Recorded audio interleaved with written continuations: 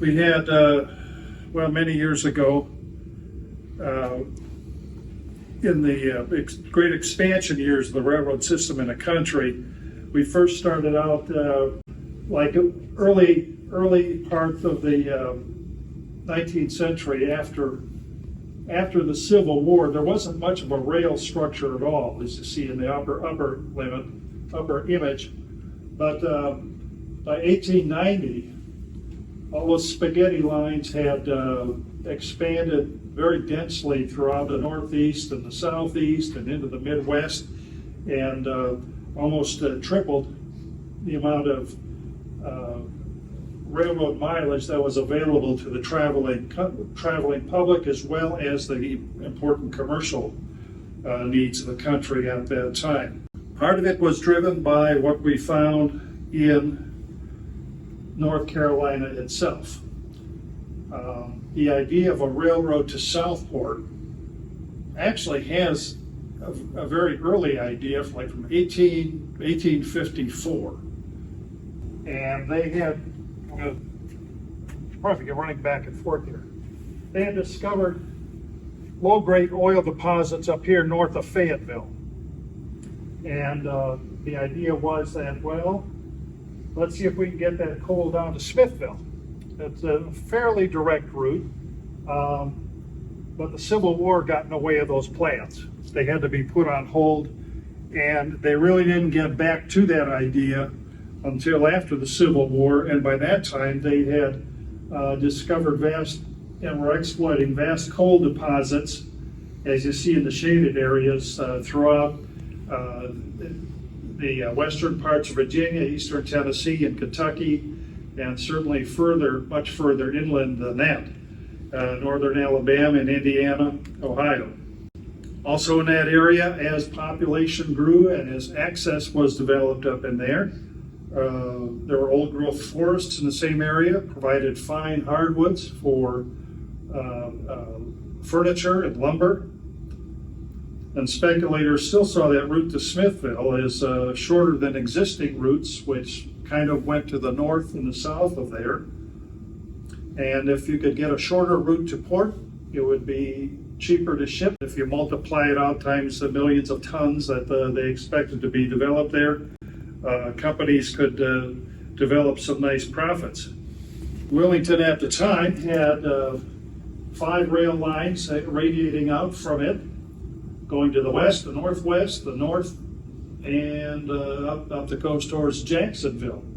Obviously, the one route that was missing was the one that went south to Southport, Smithville at the time. And that was a destination for what speculators thought might be a major coaling facility for steamships and other commodities. At the time, there wasn't much to recommend Smithville as a bustling metropolis. This is Moore Street. The streets were wide.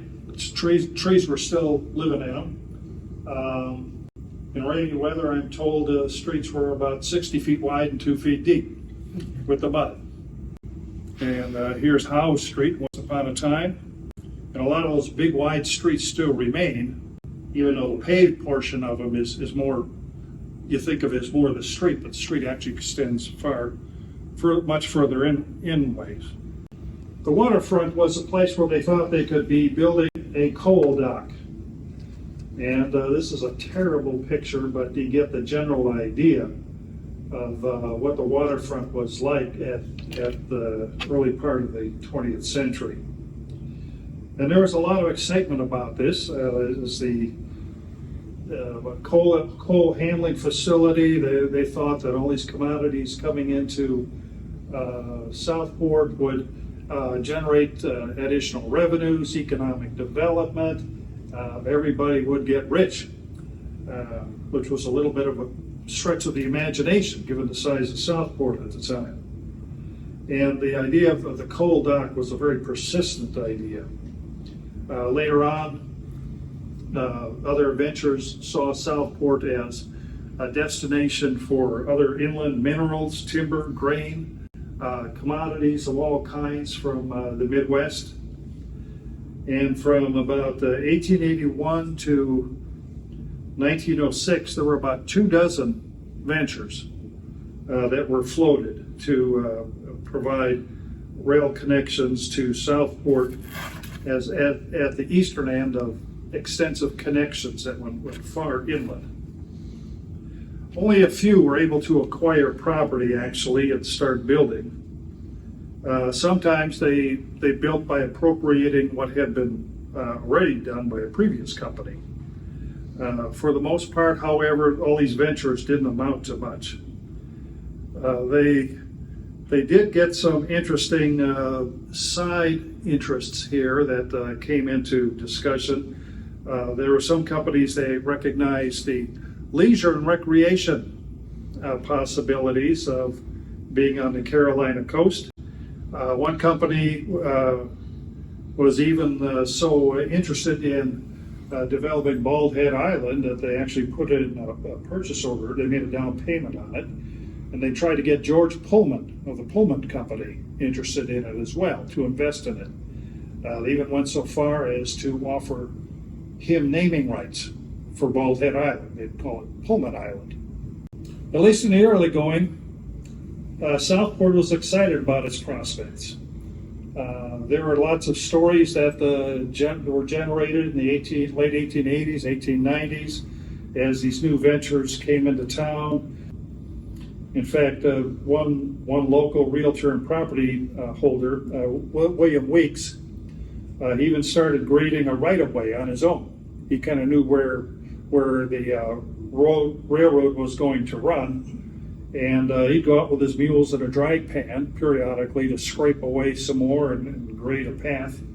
Even this guy, this is Colonel S.A. Jones, Kentucky Colonel, who had he lived out in Waynesville, and he had this grand idea to connect Southport to basically the continent of North America. He laid out a transcontinental route that ended in Southport, right down there by his picture, continued on through the state, up through the mountains, and obviously very compressed distance beyond there, but into the inland areas, and ending, I don't know if you can read this at the very top right, as Winnipeg, Canada. So he had very grand ideas, and he kept at that for about 20 years, actually. Extensively, a lot of op-ed pieces in the newspapers, and he was quite a promoter. The principal problem here getting any of these companies off the ground was economic crises, which seemed to happen fairly regularly. Boom and bust cycles, 1893, 1897, 1903, 1907. There were problems with financing. Companies couldn't attract investors. Capital was limited. There was also some problems in reconciling the political differences of the various counties through which a railroad would have to run in North Carolina. Folks in Brunswick County might be thrilled to bits about the idea, but folks over in Columbus County were very cool to it. They just couldn't see it. And in all cases, we're dealing with North Carolina being basically a cash-poor state, so things were built on promises of future gain, but not a lot of financial investment going into it locally. Eventually, the division settled down instead of this grand transcontinental trunk line going into the country. They ended up looking at Brunswick County only. The center part of the county was undeveloped, and they were able to tap, but they did have forests. And this was something that was very attractive early 1900s. In fact, one company, Waccamaw Lumber Company, operated Green Swamp and Lake Waccamaw. They were clearing up to 200,000 acres of land up there. And right now, basically, you drive up there, it's all farm fields. All of that used to be forest, and that's all been cleared and channeled and leveled off again. And eventually, there were a couple of entrepreneurs from this part of the state who bought out a lumber operation at Town Creek. And they could see where different fragments of a rail line had been built and abandoned. And their idea was to get a base of operation in the middle of Brunswick County and connect the fragments north and south so that you have a rail line that began in Southport and ended in Navassa and therefore over to Wilmington. They formed their own lumber company with a railroad subsidiary. About this time in the story, there's a murder. One of the first directors was Sheriff Jackson Stanley. He was shot and killed serving a warrant in 1908. The story as it spins out from there is that his killer escaped jail several times, roamed out to Oklahoma, and fled to Mississippi for about 30 years. But he had a guilty conscience. In 1935, he turned himself in to finish a prison sentence up in Raleigh. That's a story for another time, and I'm going to circle back to that later on.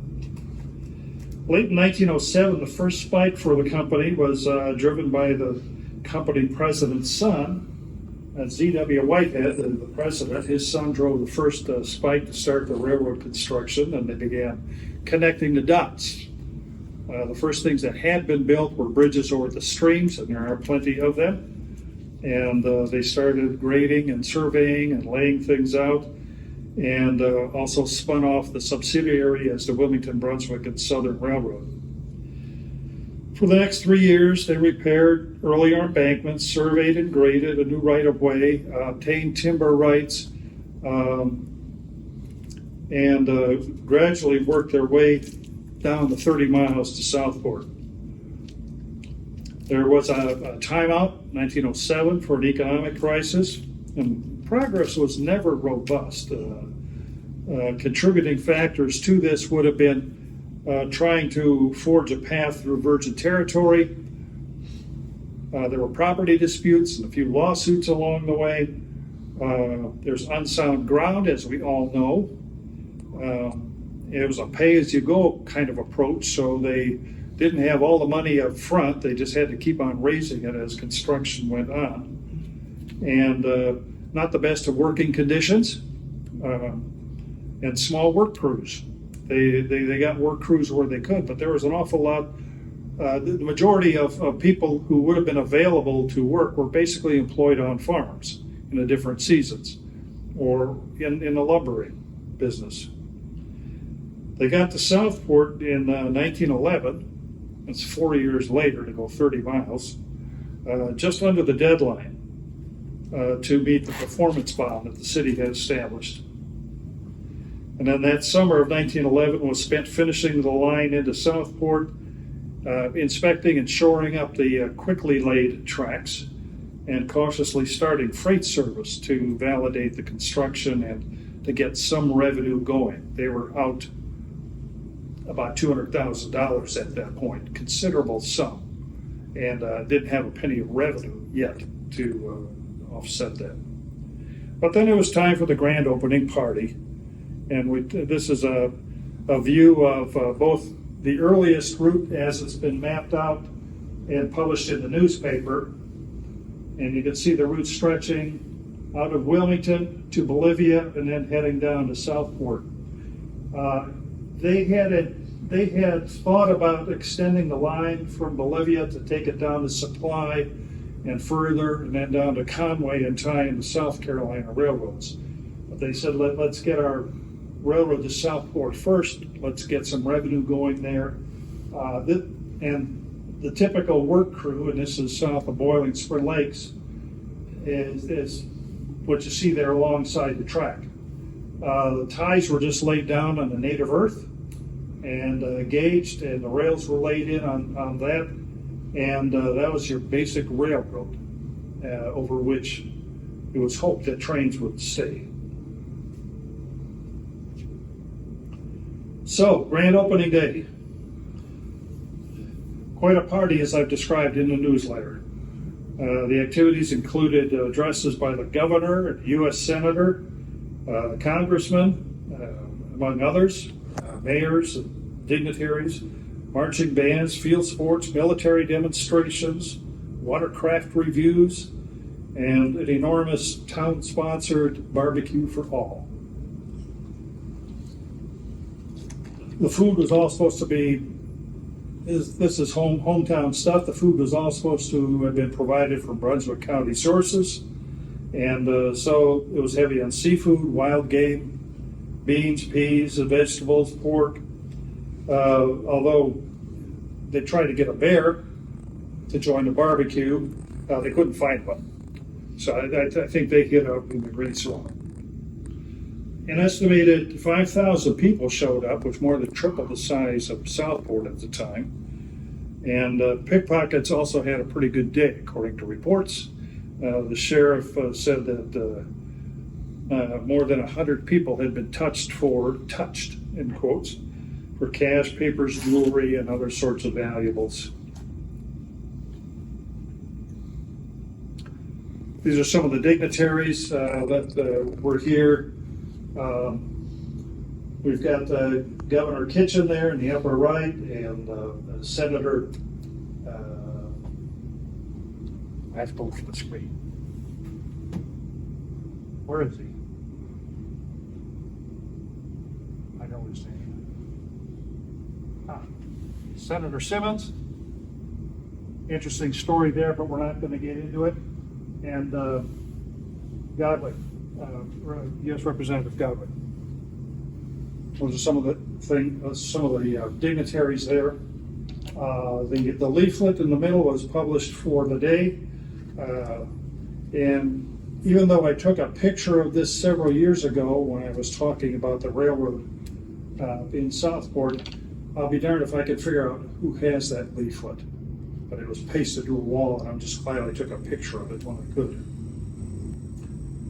Some months later, a nice station was built, and this was at Rhett and Moore Street, right across from the cemetery in Southport.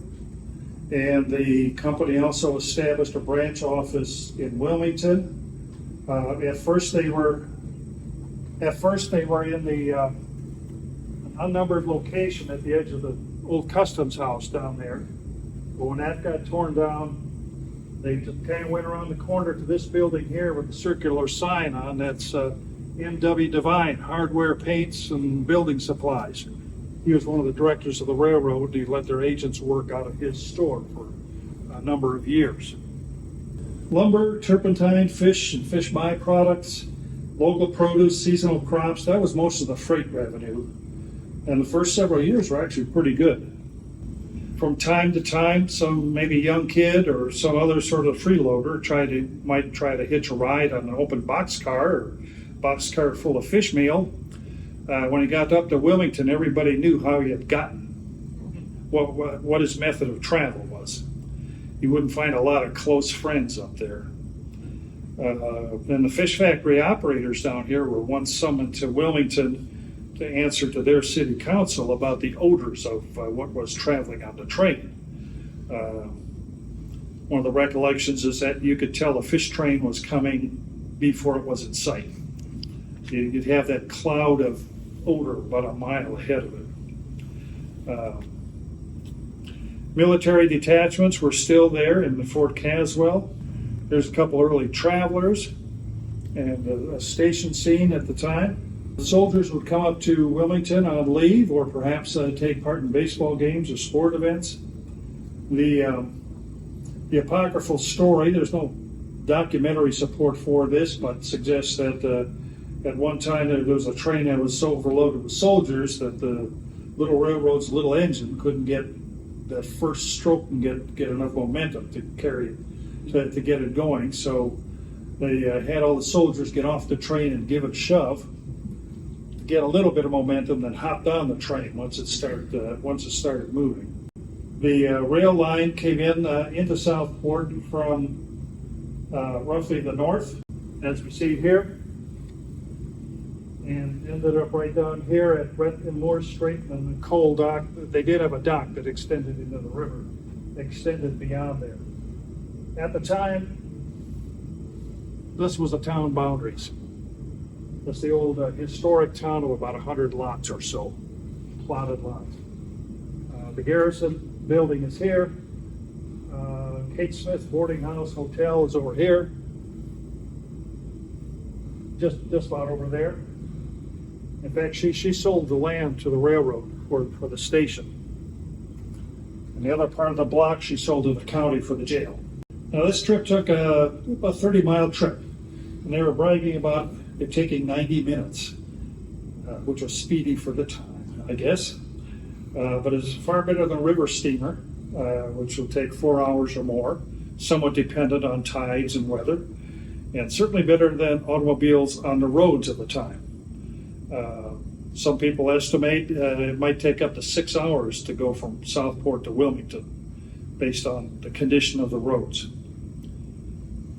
But with just a single track and an undependable locomotive, the WB&S had enough deviations from its published schedule to acquire the name of Willing But Slow. It wanted to get there, but there seemed to always be a lot of things that happened along the way.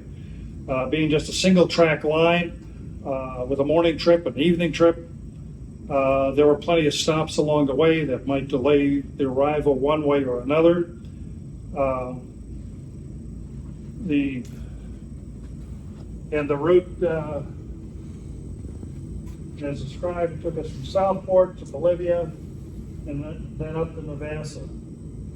Plenty of stations and stops along the way until 2018, when Hurricane Florence came through. There was still a depot shed building up here around Winnebago, but that got destroyed.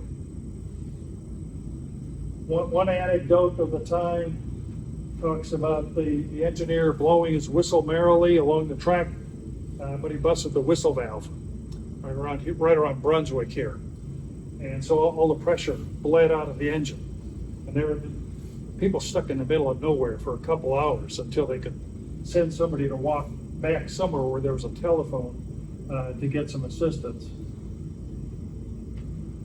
Some of these communities don't exist as stops anymore, or they're not even place names. Coolvale still is there. Atwood, this is about where Highway 87 meets Howe Street. That's all built up now. It's around near where the hospital is. Laughlin may be a family name of landowners in this area. Goresville, I'm not sure what that is. When I went back exploring in this area in 2019, there is no evidence of enduring evidence of structures or anything. However, about in this area, off what remains of the right-of-way, there's kind of an old degrading circular path around a middle growth, and maybe they may have had some cabins in there. The railroad president brought some guests down to Goresville, according to one little bit in the newspaper, so it must have been something there. Maybe it was a hunting camp.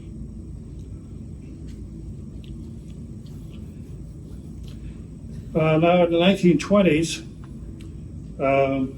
cheap construction, secondhand equipment began to show their effects. The railroad was not generating enough revenue to upgrade its track or equipment, so they took out a $90,000 loan.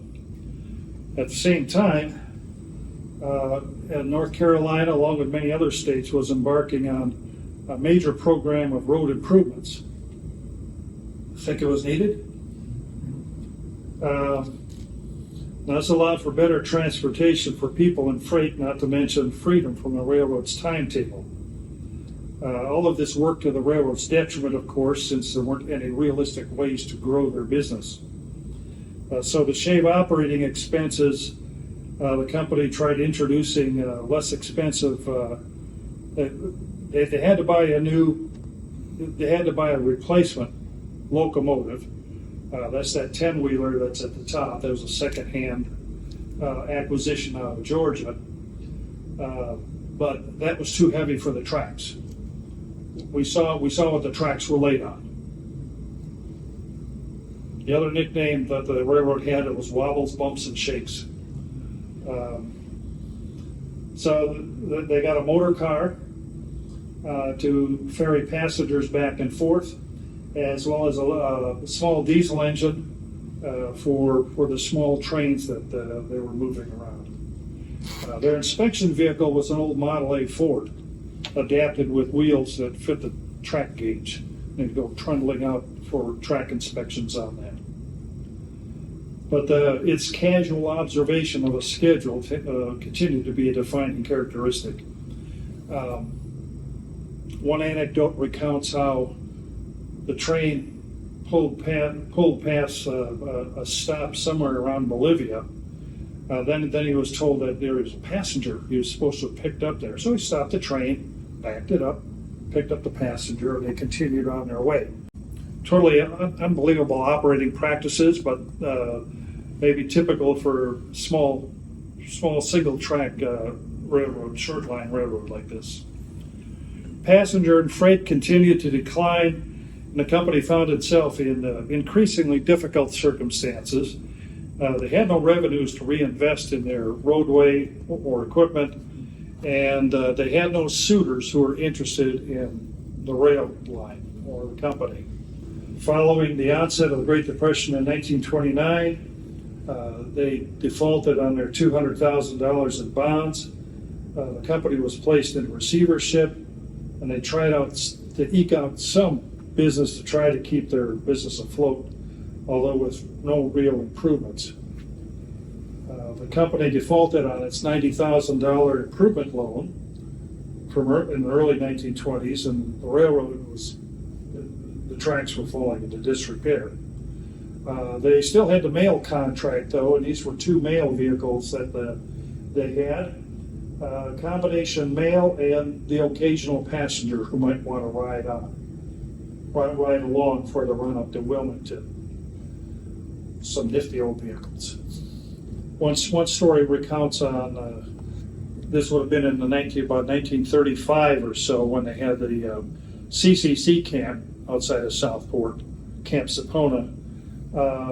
They were still running trains on the rails, and one train coming back into Southport from Wilmington had a couple CCC workers on board. Engineer came to a trestle crossing, but of very doubtful construction. So he had his passengers get off the train. He got off the train too. Put the train into a slow crawl to get it across the bridge, and then on the other side, they all managed to catch up to the train to get back on board. In 1933, formal passenger service was discontinued.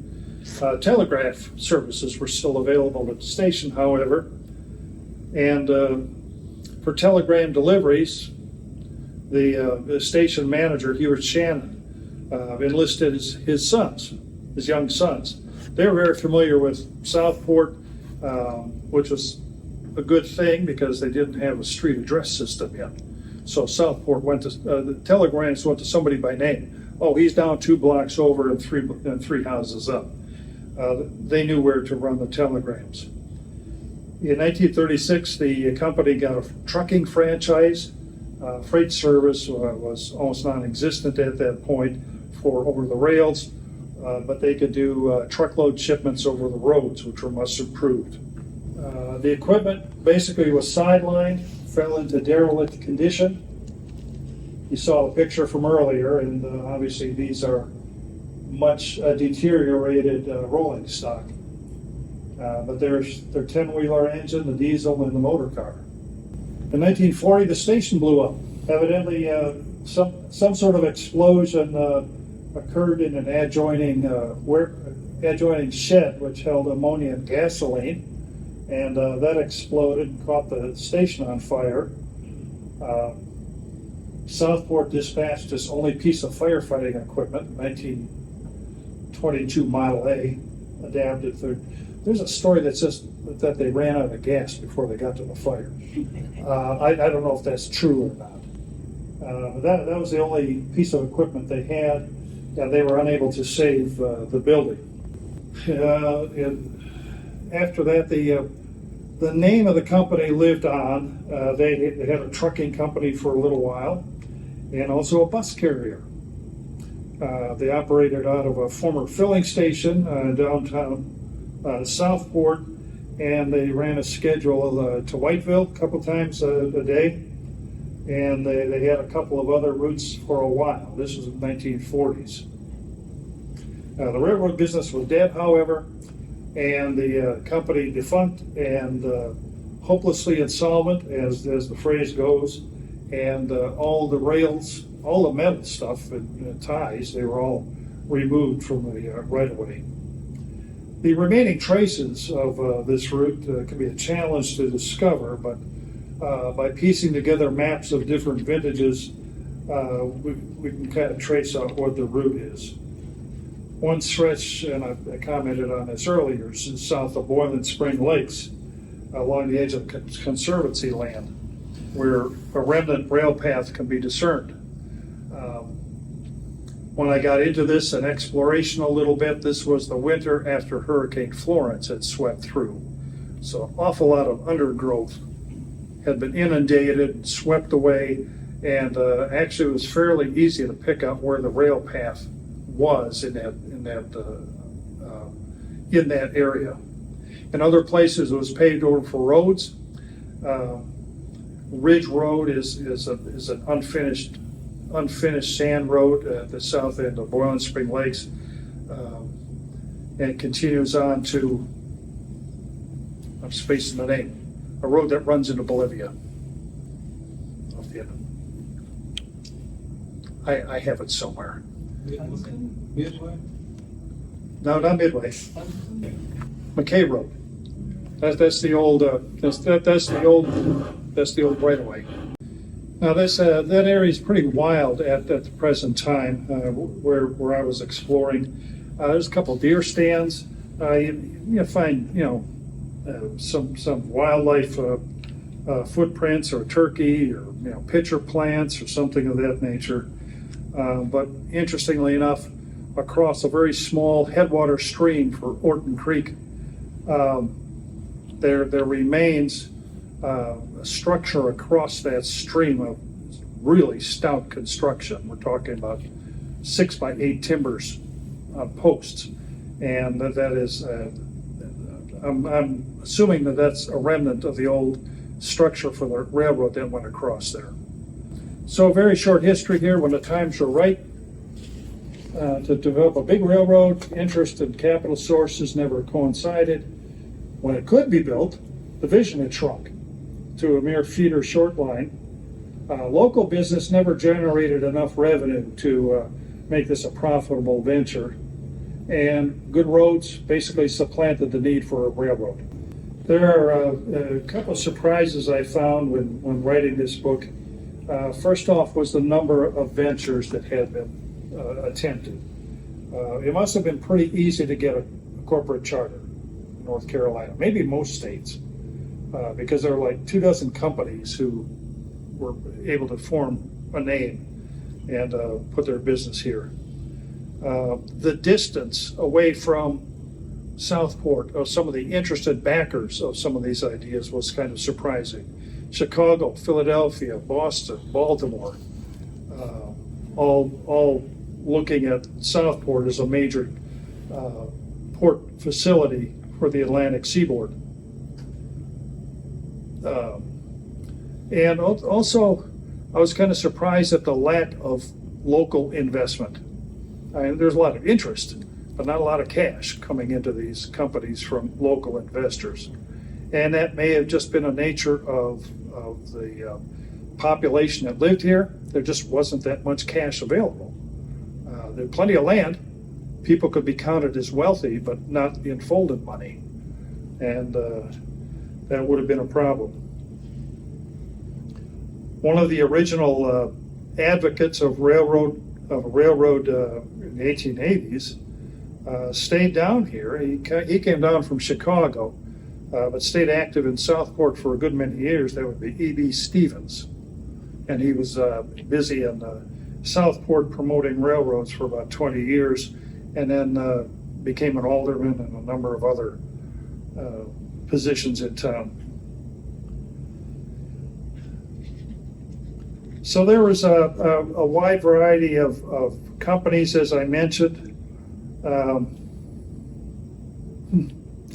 lot of them sound alike.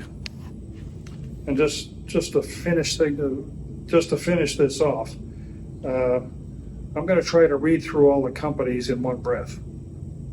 So we've got starting in 1886. So we have the South Atlantic and Northwestern, Cape Fear and Cincinnati, Brunswick Western and Southern, Carolina, Tennessee and Ohio, Southport Terminal Railroad, Wilmington and Southport, Cape Fear Terminal Railroad, Southport, Wilmington and Western, South Atlantic Terminal Company, South Atlantic and Ohio, Northern and Southern North Carolina, Southport and Western Railway, Southport and Western Railroad, Southport and Northwestern, Southport Northern and Western, Southport Atlantic and Northwestern, Southport Wilmington and Durham, Southport Atlantic and Western, Southport Atlantic Terminal, Cape Fear, Southport Atlantic, Southport and Western, Southport Atlantic and Northern, Raleigh and Southport, South Atlantic and Transcontinental, the Southport Southern and Western. They had a big jumble of names. That was on the light. But at the end of it, there was a railroad that took about 30 years to accomplish, ran 30 miles, and was out of business in 30 years. And all of this, of course, read the whole story in my book. I just wanted to mention a little bit about that earlier anecdote about the sheriff being killed in 1908, as one of the stockholders of the company. I couldn't get much into the story there about that, but other than the fact that the killer had continuing series of events. And I began looking into some of the newspaper archives using his name, Jackson Stanland, as the keyword. And I found a spike in mentions of his name, 1908, 1909. Well, that's when he got killed, and his killer was jailed and escaped. But then in 1915, his name spiked again. And in 1935, or 1919, it spiked again. And in 1935, it spiked again, the mentions of his name. And I said, well, this is kind of an unusual pattern for a dead man. And as it turns out, the stories weren't about the dead man, they were about the killer. And that story about Jesse C. Walker is coming out in the first quarter of 2023 from Arcadia Press. And we're going to talk, and in there I talk about Walker and his exploits, and an interesting story there as well.